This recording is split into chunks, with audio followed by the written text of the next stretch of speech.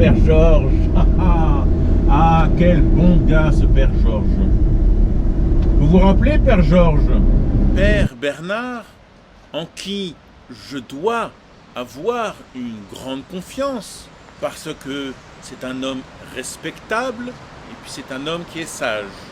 Je me trompe peut-être, mais il y a des personnes dans la vie où, même dans ces moments de tempête, il faut bien faire confiance à quelqu'un.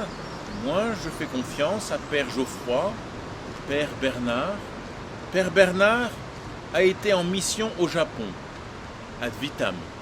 Mais cela n'est pas à moi à expliquer le procédé des missions étrangères de Paris. Les missions étrangères forment des prêtres pour partir en mission dans des pays asiatiques, mais au final, ils ont toujours besoin de quelques prêtres pour s'occuper de la direction des missions étrangères. Quoique vous me direz qu'ils pourraient très bien demander à des laïcs ou à des prêtres missionnaires qui ne sont pas envoyés en mission de s'en charger. Mais bon, ça c'est un petit point dont je ne peux pas donner plus de réponses que cela. Ce sont des questionnements, oui, des doutes, oui, des incompréhensions, certes.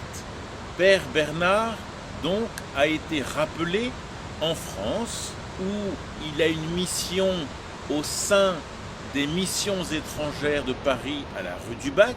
Père Bernard me dit, concernant l'affaire Philippe, l'affaire Gilles, l'affaire Aymeric, il me dit ceci: Timothée, ce que je peux te dire, c'est que dès lors que Père Aymeric est revenu en France, j'ai fait tout mon possible pour dire à mon supérieur, qui était le Père Georges, bien que je sois plus âgé que lui, mais c'est mon patron, je lui ai dit qu'il fallait qu'il mette au vert le Père Aymeric à la suite de ce qu'il s'est passé sexuellement parlant en France, au Japon et ailleurs.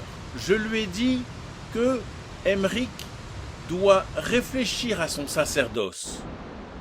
Mais également je lui ai dit qu'il ne faut surtout pas placer Aymeric au contact de la population au sein des missions étrangères de Paris. Père Bernard continue en me disant: tu vois Timothée, je te dis cela, mais la personne qui a le dernier mot, ce fut le supérieur général, le Père Georges, qui a pris sa décision alors qu'il m'avait demandé conseil. Mais, comme à son habitude, il ne m'a pas écouté. Il a écouté soi-même. Il s'est uniquement écouté. Et voilà ce qu'il en est. Et donc là, le Père Georges commence à me dire, toujours avec sa même manière de parler: mais, monsieur Béguin, mais j'en tombe des nues. Je ne vois pas du tout ce que vous voulez me dire. Et à ce moment-là, le Père Georges commence à me prendre par les mains, il me touche les coudes, il me touche les avant-bras. Je me suis dit, allez, et ça recommence. Après Philippe, maintenant c'est Georges. Là, ils font une belle bande de... Et je me suis laissé faire. Pourquoi? Parce que je voulais qu'il parle. Je voulais la réponse. Je voulais les réponses à mes questions. Par rapport à Philippe, à Aymeric, à Gilles, aux missions étrangères de Paris. Et les responsabilités des anciens dirigeants. Et donc, je lui ai posé ces questions. Pendant que Père Georges me tripotait les bras, me dit: enfin Timothée, vous vous rendez pas compte ce qui est arrivé à Père Aymeric, c'est dramatique. Vous voyez, il y avait une femme qui en voulait à Père Aymeric. Il y avait comme une histoire d'amour, une femme qui voulait avoir des relations avec le Père Aymeric. Et lorsque le Père Georges m'a dit cela, je lui ai dit Non mais, vous me prenez pour un abruti ou quoi là? Vous me racontez la vérité? C'était vraiment une femme? Je vous assure, du moins, je ne sais pas trop en fait.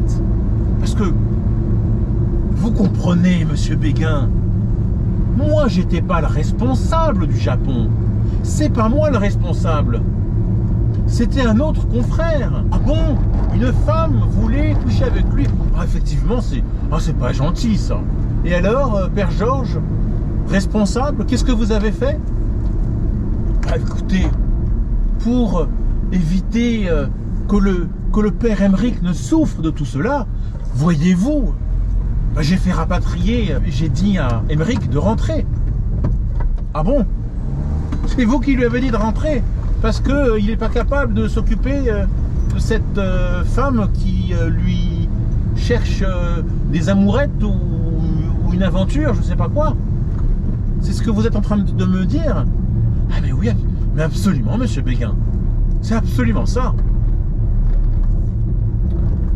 Et c'est comme ça que pendant une demi-heure, en fait, le père Georges m'a menti en me racontant cela. Et il est allé vraiment loin avec les mensonges. Et puis au bout de 30 ou 40 minutes, j'ai commencé à perdre patience. Où j'ai dit à Père Georges, écoutez, Père Georges, ne me prenez pas pour un idiot. Ce serait pas plutôt autre chose qu'une femme? Voilà. Donc en fait, le Père Georges, pendant 2 heures, il a essayé de me mentir, de me cacher plein de choses. Jusqu'au moment où je lui dis, Père Georges, arrêtez de me raconter n'importe quoi. Arrêtez parce que je sais qui vous êtes. Je sais les autres, je connais vos confrères qui étaient à vos côtés à ce moment-là. Je connais la vérité. Petite pause, petite intervention avant de poursuivre. Je souhaite vous indiquer ces fameux mensonges, ces fameux secrets que Père Georges a tenté garder en lui jusqu'à la fin. Il ne se doutait probablement pas de quoi je voulais en venir. Et donc, de fil en aiguille, Père Georges a changé de ton, a changé de sujet, pour au final en venir à la vérité, parce que je lui ai cité des noms de personnes qu'il connaît très bien, puisque il a côtoyé ces personnes, il a travaillé avec ces personnes. Et lorsque j'ai cité la vérité en face de lui, à la table du café de Varennes, où les voisins de table commençaient à observer, à écouter, où le Père Georges commençait à devenir de plus en plus stressé, mal à l'aise, jusqu'à me demander de parler moins fort. Mais j'ai continué à parler aussi fort que possible. Non pas pour que les voisins nous entendent, mais pour lui montrer ma détermination sur ce qu'il essaye de faire, à savoir de me prendre pour un idiot, de me mentir, de ne pas prendre ses responsabilités. Car si j'ai voulu le rencontrer, tout cela a un lien avec mon agression sexuelle, mes douleurs, mes souffrances de vie actuelle. J'ai réussi à délier la langue de Père Georges. Oui, j'ai réussi à rejoindre les deux bouts de ce dossier MEP en déstabilisant le Père Georges, en lui faisant reconnaître ses responsabilités, mais aussi, car c'est un homme, c'est un être humain, je lui ai laissé la parole de m'expliquer le processus des missions étrangères de Paris, mais aussi comment devenir ou ne pas pouvoir devenir prêtre selon ce que l'Église catholique romaine accepte ou n'accepte pas. Cela concerne le Père Emmerich, le Père Gilles et tous les autres, mais plus particulièrement le Père Philippe et son Père spirituel, le Père Jean-Louis, où, à ce moment-là, la parole, le récit de Père Georges fut tel que je me suis pris une claque dans la gueule, tellement forte que j'ai dû m'auto-mutiler afin d'éviter de renverser la table sur la tête de Père Georges, tellement je n'en pouvais plus d'entendre la vérité cachée.